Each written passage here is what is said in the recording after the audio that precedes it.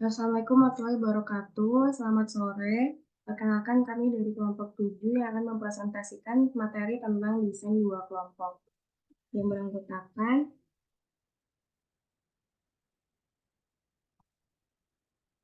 Nilda Nuril, NIM 236, Noval Said, NIM 237, saya Indri Zahwan, NIM 239, dan terakhir Yusria Rizky, NIM 240. Sebelumnya kalian tahu nggak sih penelitian itu apa? Jadi penelitian adalah landasan bagi pengetahuan ilmiah dan pemahaman kita tentang berbagai fenomena hubungan dan peristiwa di dunia ini.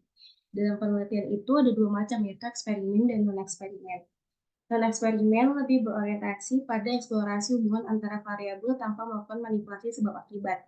Dan eksperimen adalah suatu penelitian yang mencoba mencari hubungan sebab akibat antara variabel bebas dan variabel terikat, di mana variabel bebas sengaja dikendalikan dan dimanipulasi. Lalu dalam penelitian eksperimen ada yang namanya rencana atau strategi yang digunakan untuk menjawab masalah penelitian. Rencana atau strategi tersebut dinamakan desain, yaitu diperlukan sebelum kita melakukan atau membuat sesuatu agar hasilnya sesuai dengan keinginan atau harapan. Salah satu desain tersebut adalah desain dua kelompok, yaitu jenis rancangan dalam penelitian eksperimen yang sederhana tetapi telah memenuhi syarat sebagai penelitian eksperimental. Desain dua kelompok merupakan desain yang memungkinkannya dilakukan kontrol variabel sekunder yang lebih banyak, terutama randomisasi serta adanya kelompok kontrol sebagai pembanding. Ricci, Aris, dan Bernadette dalam bukunya yang berjudul Psikologi Eksperimen tahun 2005 menjelaskan bahwa desain dua kelompok merupakan desain yang bersifat eksploratif karena kita dapat mengetahui apakah variabel bebas dapat berpengaruh terhadap variabel terikat. Next, Noval. Pasal yang dilakukan peneliti pada desain dua kelompok, menurut Robinson tahun 1981. Yang pertama, mengontrol variabel sekunder. Dalam desain ini akan lebih banyak melakukan kontrol terhadap variabel sekunder sebagai syarat penelitian eksperimental. Yang kedua, memberikan variasi variabel bebas yang berbeda kepada setiap kelompok penelitian. Kegiatan ini merupakan pengertian dari manipulasi VB sebagai salah satu syarat penelitian eksperimental. Yang ketiga, mengukur varian antar kelompok atau VAK dan varian dalam kelompok atau VDK untuk mengetahui apakah perbedaan skor VT pada KE dan KK disebabkan oleh perbedaan pemberian VB atau karena faktor-faktor lain. Yang keempat, membandingkan variasi antar kelompok atau VAK terhadap varian dalam kelompok atau VDK. Setelah mendapatkan hasil perhitungan VAK dan VDK, kita membagi hasil varian perhitungan VAK dan VDK. Untuk mengetahui kemungkinan adanya perbedaan dalam skor KE dan KK terjadi karena disebabkan oleh VB atau terjadi secara kebetulan. Lanjut. Jenis-jenis desain dua kelompok. Yang pertama, static group design. Desain ini disebut static group design atau Robinson atau non-equivalent post-test only design menurut Christensen tahun 1988 karena tidak dilakukan randomisasi untuk membentuk kelompok KE dan KK sehingga kedua kelompok dianggap tidak setara. Yang kedua, non-randomized pretest post-test control group design. Desain ini sama dengan desain static group design, tidak melakukan randomisasi karena itu tetap memiliki kelompok kontrol untuk mengontrol maturation.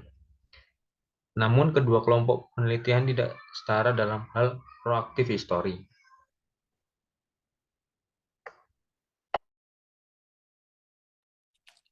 Yang ketiga ada randomized two group design post-test only. Desain ini adalah desain yang sudah memenuhi syarat dilakukannya penelitian eksperimental karena dilakukannya randomisasi. Oleh karena itu, kesimpulan mengenai pengaruh variabel bebas terhadap variabel terikat lebih akurat karena kedua kelompok penelitian setara.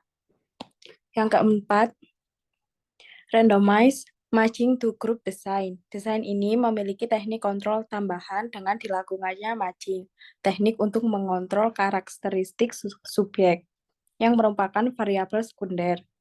Selain adanya randomisasi, matching dilakukan agar kedua kelompok yang menjadi setara beberapa variabel sekunder yang dilakukan diduga dapat mempengaruhi pada variabel terikat selain variabel bebas. Namun tidak semua variabel sekunder dapat dikontrol dengan matching. Selanjutnya,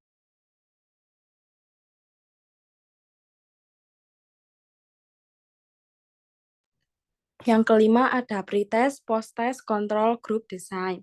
Desain ini hampir sama dengan non-randomized pretest, posttest, control group design, yaitu dilakukan pengukuran sebelum dan sesudah pemberian treatment pada dua kelompok.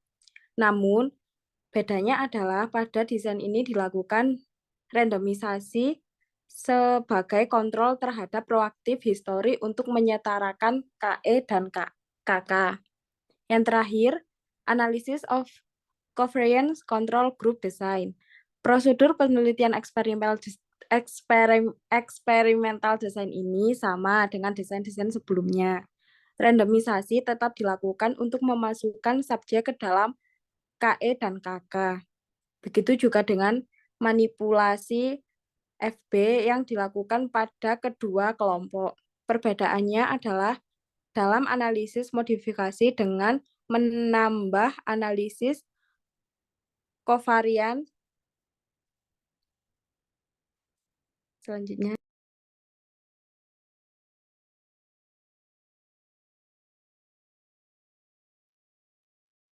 baik, selanjutnya yaitu kelebihan dan kekurangan desain dua kelompok. Yang pertama yaitu kelebihan. Menurut Lici, Aries, dan Bernadette, dalam bukunya yang berjudul Psikologi Eksperimen tahun 2025, desain dua kelompok adalah desain yang sederhana tetapi telah memenuhi syarat sebagai penelitian eksperimental. Desain dua kelompok ini merupakan desain yang lebih baik daripada desain satu kelompok karena dimungkinkannya dilakukan kontrol VS yang lebih banyak, terutama randomisasi serta adanya kontrol sebagai pendukung.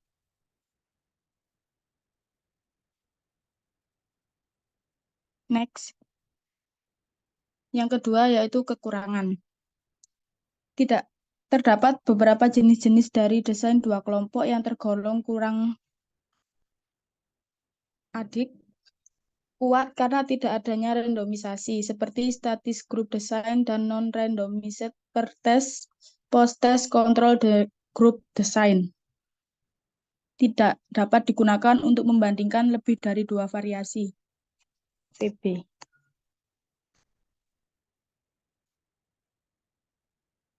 Contoh penelitian desain yang menggunakan dua kelompok. Salah satu penelitian yang berjudul Pengaruh Bimbingan Kelompok Teknik Diskusi terhadap Kemampuan Interaksi Sosial Remaja yang diteliti oleh Ayu Intan Delima dan Citra Ayu Kumalasari. Penelitian ini memiliki tujuan untuk mengetahui interaksi sosial para remaja sebelum diberikan perlakuan dan untuk mengetahui interaksi sosial remaja setelah diberikan perlakuan. Pendekatan yang digunakan adalah pendekatan kuantitatif eksperimen dengan desain penelitian pre-test post-test control group design. Desain ini adalah desain yang terdiri dari dua kelompok yang berbeda, yaitu kelompok kontrol dan kelompok eksperimen. Pada penelitian ini, teknik pengumpulan data yang digunakan adalah instrumen berupa angket interaksi sosial. Uji hipotesis yang digunakan adalah uji independen sample test. Hasil yang didapatkan pada penelitian ini menunjukkan bahwa bimbingan kelompok teknik diskusi dapat meningkatkan interaksi sosial remaja.